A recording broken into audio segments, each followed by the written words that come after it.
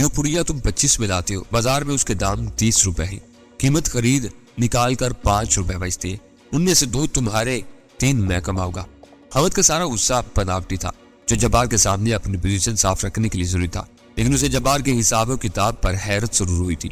اس کا مطلب ہے کہ تمہیں مجھ پر اعتماد نہیں تھا، اس لیے دام معلوم کرنے کے واسطے شہر میں دھکے کھاتے گرے۔ اوہو، وہ بے بسی سے دونوں ہاتھ فضا میں لہراتے بولا، تم تو ہر بات کا غلط مطلب نکالنے پر تلے ہوئے۔ بھائی ہیروئن تو ہر ایک کو مل بھی نہیں رہی ہے، بس اتفاقاً ہی اس کے دام میرے علم میں آ گئے۔ اس کا نتیجہ یہ ہے کہ اس وقت تم سے بات کر رہا ہوں، مجھے ایسے پیسوں کی ضرورت نہیں۔ امن نے نرمی اختیار کرتے ہوئے کہا، جو بچے تم ہی رکھ لینا، میں منشیات کا سپلائر بننا پسند نہیں کرتا۔ نہ اس آدمی کا پتہ بتاؤ گے جس سے مال لاتے ہو، نہ خود شریک ہونے کو تیار ہو، تو مجھے کیا خاک بچے گا؟ جبار بد دل ہو کر بولا، لحاظ مربت میں 2-4 روز کچھ مال لاتے رہو گے، لیکن طلب بڑھ گئی تو پھر کیا ہوگا؟ تم پیٹ دکھا دو گے اور میری ٹھگائی ہو جائے گی۔ تھوڑی سی بحث کے بعد حامد نے گویا اس کے دباؤ کے سامنے ہتھیار ڈال دیے اور وہ بسی کے ساتھ بولا، تم نے پیسے بنانے کی ترکیب تو خوب سوچی ہے، لیکن جو لوگ کل تک 25 کی پوڑیاں لیتے رہے وہ اتنی آسانی سے 30 دینے پر آمادہ نہیں ہوگے۔ جبار دائنی آنکھ دبا کر فتح مندانہ انداز میں ہنسا، میں تمہاری طرح نرا کھامڑ نہیں ہوں۔ لوگ کہتے ہیں کہ نشے سے دماغ ناکارہ ہو جاتا ہے، اور میرا تجربہ ہے کہ نشہ عقل کو تیز کرتا ہے۔ میرے مانو تو تم بھی شروع کر دو۔ میں پہلے ہی دن سے 28 روپے فی پڑیا وصول کرتا رہا ہوں، تمہارے حصے کے 2 روپے تو اب بڑھا دوں گا۔ جس کو 30 دینے میں اعتراض ہوگا وہ شہر کی خاک چھان کر خود ہی راہ راست پر آ جائے گا۔ وہ بظاہر گردو پیش سے بے پرواہ بالکل پاولا نظر آتا تھا، لیکن اپنے مطلب کا بہت پکا تھا۔ اسے قاسم بھائی سے 2000 روپے مہینہ تنخواہ ملتی تھی، اور کام صرف اتنا تھا کہ قاسم بھائی کے ٹھکانے سے ہیروئن کے چھوٹے چھوٹے مگر بیش قیمت پیکٹ اپنی ہونڈا 50 کی باسکٹ میں ڈالے اور اپنے علاقے میں اڈوں پر تقسیم کرنے تھے۔ اس کے علاقے کی حدود بہت واضح تھی، لیکن وہ اپنا علاقہ خوب پہچانتا تھا۔ 1.5-2 گھنٹے میں سارا کام نپٹا کر فارغ ہو جاتا تھا۔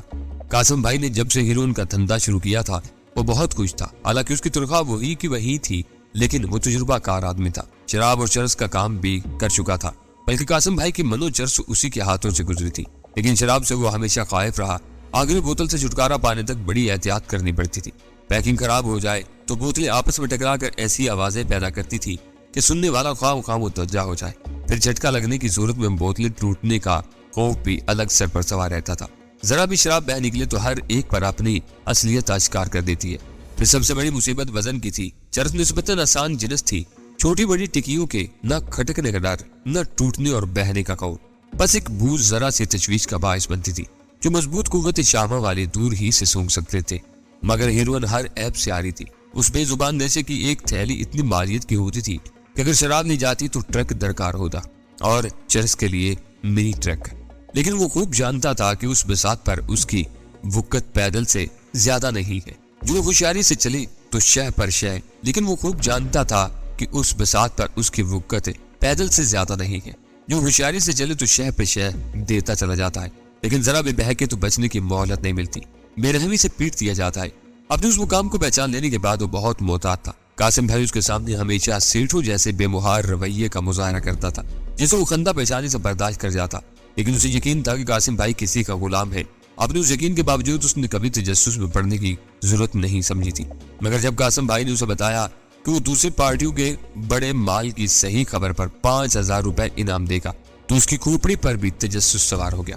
5000 روپے کا مطلب تھا اس کی 2.5 ماہ بعد 75 دنوں کی تنخواہ، لہٰذا فاضل وقت میں وہ شہر میں آوارہ گردی کرنے لگا۔ اخباروں میں مال کی پکڑ دھکڑ اور چھاپوں کی خبر کو وہ غور سے پڑھتا تھا، کیونکہ اس کی لائن کی خبریں ہوتی تھی۔ اس نے دیکھا کہ ہیروئن حکام کے دسترس سے قطعی باہر تھی۔ شاید شہر میں نیا ہونے کی وجہ سے یہ نشہ کسی کے لیے بھی توجہ کا مستحق قرار نہیں پایا تھا۔ اس کے علاوہ اس نے نوٹ کیا کہ ولایتی لیبلوں سے بکنے والی دیسی شراب کی کوئی بھٹی بھی عزت میں نہیں آئی تھی، جبکہ دیسی کئی بھٹیاں پکڑی جا چکی تھی۔ وہ ایک دکان پر پہنچ کر رک گیا۔ میرا نام مولا بخش ہے، کسی ذریعے سے آپ تک پہنچ جاؤ۔ اس نے اپنا تعارف کرواتے ہوئے کہا، ولایتی پانی کے 1000 لیبل چھپوانے ہیں۔ بھائی ہم کھپلے کے کام نہیں کرتے، بزرگ صورت سے شخص نے ملائمت سے جواب دیا۔ ولایتی پانی کے علاوہ جو لیبل ہوں گے وہ تیار ہے۔ ویسے بھیجا کس نے ہے آپ کو؟ شیخ صاحب نے بھیجا تھا۔ مولا بخش نے بلا تعامل ایک ہی سانس میں جواب دیا، آپ نہیں کرتے تو پھر کون کرتا ہے؟ حوصلہ افزا جواب ملا، لیکن سلطان کے پاس تمہارا کام سستا ہو جائے گا، اس کے پاس اپنے بلاک ہیں، وہی چلے جاؤ۔ سلطان کے پریس کلب کا پتہ معلوم کر کے مولا بخش وہاں سے بھی لوٹ آیا اور تھوڑی دیر میں قریبی گلی میں واقع اس مختصر سے جو بھی دفتر میں پہنچ گیا، جس کے عقب سے بیک وقت چھپائی کی گئی مشینیں چلنے کی آوازیں گونج رہی تھی۔ وہاں اس نے ایک زور اثر دوا کے اشتہار چھپوانے کی پیشکش چھیڑتے ہوئے اس مختصر سے دفتر کا جائزہ لے ڈالا، لیکن وہاں اسے مطلب کی کوئی چیز نظر نہ آئی۔ اپنے استفسار کا جواب بھی حسب توقع نفی میں ملا، نالے پر چلے جاؤ، اشتہار وہیں چھپتے ہیں۔ اگلے دن اس نے 2 گھنٹے اس پریس کلب کے قرب و شوار میں ضائع کیے، اور جب ایک کار وہاں رکی تو وہ ذرا چونکا۔ کار والا چوبی دفتر میں چلا گیا۔ چند منٹ بعد پریس کا مالک کاغذ میں چاروں طرف سے لپٹے ہوئے بنڈل لے کر باہر نکلا، جو کار کی عقبی نشست پر رکھ دیے گئے تھے، اور جب وہ کار وہاں سے روانہ ہوئی تو مولا بخش ایک مہم سی امید کے سہارے اس کے پیچھے ہو لیا۔ وہ کار واپس گھوم کر ایم جی چنار روڈ پر نکلی، پھر ٹریفک سگنل سے حسن علی افندی روڈ پر گھوم کر دوسرے روڈ پر آ گئی۔ اس تعاقب کا اختتام گلشن اقبال میں نیپا چورنگی سے ذرا پہلے سمت کی صاف ستھری آبادی میں ہوا۔ وہ کار ایک ایسے بنگلے میں داخل ہوئی جس پر کاسمیٹکس بنانے والے کسی ادارے کا بورڈ آویزا تھا۔ مولا بخش کو کچھ علم نہیں تھا کہ کار میں شہر سے کس قسم کے لیبل لائے گئے تھے اور کاسمیٹکس فیکٹری کے نام پر در حقیقت گلشن اقبال کے اس بنگلے میں کیا ہو رہا تھا۔ اس کے ذہن پر تو بس 5000 روپے سوار تھے جو اسی شہر کی سڑکیں ناپنے پر مجبور کر رہے تھے۔ ایک طویل چکر کاٹ کر وہ دوبارہ بنگلے کے سامنے سے گزرا تو اس کے نتنوں میں اسپرٹ کی ہلکی سی بو آئی، لیکن اس بنا پر وہ کوئی نتیجہ اخذ نہیں کر سکتا تھا، کیونکہ کاسمیٹکس کی تیاری میں بھی اسپرٹ بنیادی اہمیت رکھتی تھی۔ اس بنگلے کی احاطے کی دیواریں خاصی بلند اور محفوظ تھیں۔ پھاٹک بھی اس وجہ کا تھا کہ اس کے بند ہونے کی صورت میں اندر کی صورتحال کی جھلک دیکھنی بھی ناممکن تھی، اور اندر پورچ میں شاید اتنی جگہ تھی کہ مال کی لدائی اور اتروائی بآسانی ہو سکتی تھی۔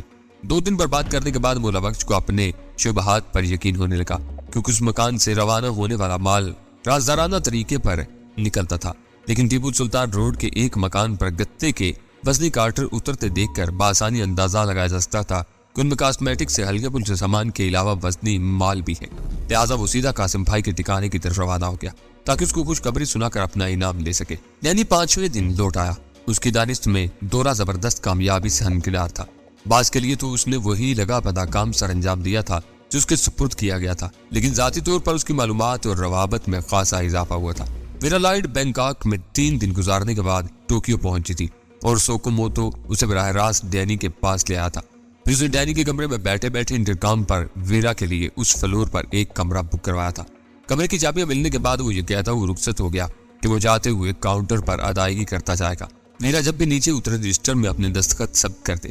اس کے جاتے ویرا ڈینی کے ڈبل بیڈ پر تراز ہو کر نشیلی آواز میں بولی تھی، تھک گئی ہوں، تھوڑی دیر یہی آرام کروں گی، ذرا دروازہ اندر سے مقفل کر لو۔ اور ڈینی نے راہداری میں کھلنے والے دروازے کے گول دستے میں لگا ہوا بٹن دبا کر دروازہ مقفل کر دیا۔ ویرا کے بارے میں ڈینی چہرے میں ہی اندازہ لگا چکا تھا کہ وہ خاصی چالاک لڑکی، لہٰذا اصل موضوع پر بات کی نوبت ہی نہ آنے تھی، اور ڈینی نے بھی اپنے ذہن کو آزاد چھوڑ دیا۔ پھر جب گفتگو ہوئی تو پتہ چلا کہ بینکاک میں ان لوگوں کی ہیروئن ٹیسٹنگ لیبارٹری میں بجلی کے شارٹ سرکٹ سے آگ لگنے کے باعث کنٹرول سرکٹ ناکارہ ہو کر رہ گئے تھے، جن کی مرمت کے انتظار میں ویرا کو بینکاک میں رکے رہنا پڑا۔ ڈینی کے دیے ہوئے نمونوں کی ٹیسٹ رپورٹ تسلی بخش تھی۔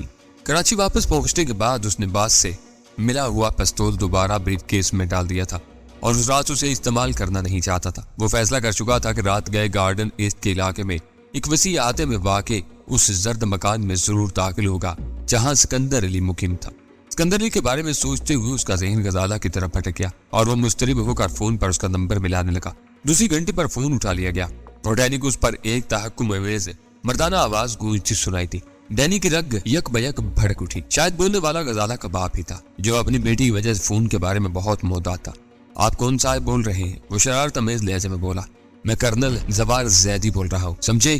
دوسری طرف سے بولنے والا غصیلے لہجے میں بولا۔ نام مردانہ اور آواز اتنی باریک؟ ڈینی نے اسے سلگانے کے لیے کہا اور انگریزی میں گالیاں سنتے ہوئے ریسیور رکھ دیا۔ اس وقت غزالہ سے بات ہونی ممکن نہیں تھی، لہٰذا وہ پھر سکندر علی کے بارے میں سوچنے لگا۔ شکل و صورت سے وہ سیدھا سادہ آدمی نظر آتا تھا، لیکن ڈینی کو یقین تھا کہ اس صورت میں وہ خوفناک آدمی پوشیدہ تھا یا برسوں سے اسے اپنے اشاروں پر نچاتا چلا رہا تھا۔ ہر طرف گہری سکوت اور سناٹے کی حکمرانی تھی۔ آخری تاریخوں کا تھکا ہارا چاند آسمان کی بے قرار وسطوں میں کہیں کھویا ہوا تھا۔ ٹمٹماتے ہوئے تاروں کی چادر میں بھی تسلسل نہیں تھا، کیونکہ آسمان پر آوارہ بدلیوں کے ٹکڑے تیرتے پھر رہے تھے۔ ایسے میں گارڈن ایسٹ کے اس علاقے میں اسٹریٹ لائٹس کا قحط سا نظر آ رہا تھا۔ کہیں کہیں کھمبے چھوڑ کر جو اکا دکا یرکان سطح بلب روشن تھے، وہ اپنے قرب و جوار میں بھی اندھیرا دور کرنے میں ناکام تھے، بلکہ کہیں کہیں موجود وہ روشن دھبے اندھیرے کی اس مہم چادر کو اور زیادہ ہولناک بنا رہے تھے۔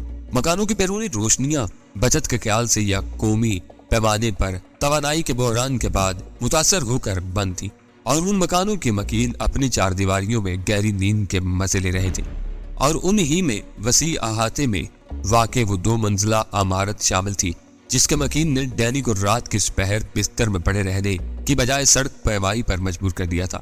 وہ سکون سے کار ڈرائیو کر رہا تھا کیونکہ گلیوں میں اس وقت دور دور تک میدان صاف تھا۔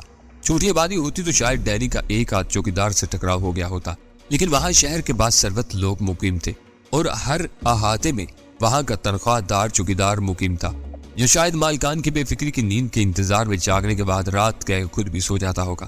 لہذا ڈینی اس وقت خود کو رات کا شہزادہ تصور کر رہا تھا جو اپنی منمانی کرنے کو آزاد ہو۔ اس کی جاپانی کار کا بے آواز انجن اس مہم میں اس کا خاصا مددگار تھا۔ صرف تاریک سڑک پر دور تک پھیلتی ہوئی ہیڈ لیمپس کی روشنیوں کا انعکاس ہی اس علاقے میں اس کی نقل و حرکت کی چغلی کھا رہا تھا۔ جب اس نے آخری گلی میں کار گھمائی تو روشنیاں گل کر دی، سڑک کے ساتھ ہی ڈیش بورڈ پر بھی اندھیرا پھیل گیا، اور ڈینی کی کار پر اسرار اسیبی انداز میں اس نیکے والے راستے پر بڑھتی رہی۔ دوسرے مکانوں کی طرح زرد رنگ کی 2 منزلہ عمارت بھی گھور اندھیرے میں ڈوبی ہوئی تھی۔ ڈینی اس عمارت کے احاطے کی دیوار کے ساتھ ہی بغلی سڑک پر گھوم گیا۔ ادھر اندھیرا زیادہ گہرا تھا۔ تھوڑی دور نکلنے کے بعد ایک جگہ ڈینی نے ہینڈ بریک کھینچ کر گاڑی روکنی چاہی۔ کار کی رفتار کم ضرور ہوئی لیکن اس کے 100 فٹ سے پہلے رکنے کے آثار نظر نہ آئے تو ڈینی نے پیڈل پر پاؤں رکھ دیا اور کار کے عقب میں سرخ روشنی جل اٹھی جس کا انعکاس ڈینی کو ونڈ شیلڈ پر لگے ہوئے عقب نما آئینے میں نظر آ رہا تھا۔ بریک لائٹس کی اس روشنی سے بچنے کے لیے وہ ہینڈ بریک آزما رہا تھا جو کھڑی ہوئی کار کو اپنی جگہ پر روکنے رکھنے کے لیے تو بہت مؤثر تھی، لیکن چلتی ہوئی کار کو روکنے میں اتنی کارگر نہیں تھی۔ کار کنارے سے روکتے ہی اس نے اگنیشن آف کر دیا، اپنی نشست کے نیچے سے اپنا ریوالور اٹھایا اور پھرتی کے ساتھ کار سے باہر آ گیا۔ اس نے محض شور کی وجہ سے دروازہ بہت احتیاط اور آہستگی سے بند کیا اور اسے مقفل کیے بغیر واپس چل دیا۔ وہ پہلی بار چوروں کی طرح کسی مکان میں گھسنے جا رہا تھا کہ اگر اسے ہنگامی طور پر واپس بھاگنا پڑا تو کار کا غیر مقفل دروازہ اس کا کام بہت آسان کر دے گا۔ اس کے بدن پر پوری آستینوں والی سیاہ جیکٹ اور سیاہ پتلون تھی، پیروں میں کریپ سولز والے کالے جوتے اور ہاتھوں پر بانس سے ملے ہوئے جھلی جیسے باریک دستانے چڑھے ہوئے تھے۔ ریوالور اس نے کار سے اترتے ہی اپنی جیکٹ کی داہنی جیب میں ڈال دیا تھا۔ وہ تیز قدموں کے ساتھ آگے بڑھتے ہوئے دیواروں کے ساتھ ہو لیا اور پھر کہیں بھی روشنی کی زد میں آئے بغیر تاریکی کے ایک جز کی طرح مطلوبہ عمارت کے احاطے کی بغلی دیوار کے قریب پہنچ گیا، جس کی دانست میں آخری سرے پر عمارت کے عقبی حصے پر واقع تھی۔ سکندر کا مکان حالانکہ کونے پر واقع تھا لیکن احاطے میں صرف اسی رخ پر پھاٹک بنایا گیا تھا جو نسبتاً کشادہ سڑک پر واقع تھا۔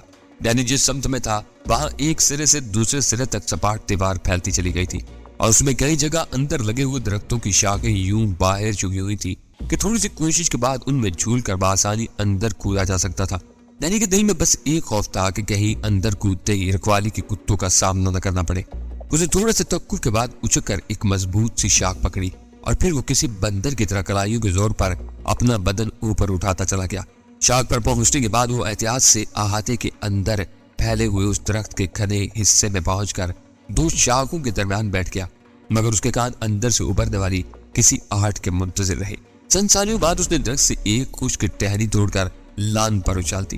شاخ گرنے کی ہلکی سی آواز پیدا ہوئی جو رکھوالی کے کتوں کو ادھر متوجہ کرنے کے لیے کافی تھی، لیکن کئی منٹ گزرنے کے باوجود اندر پھیلا ہوا سناٹا بدستور برقرار رہا۔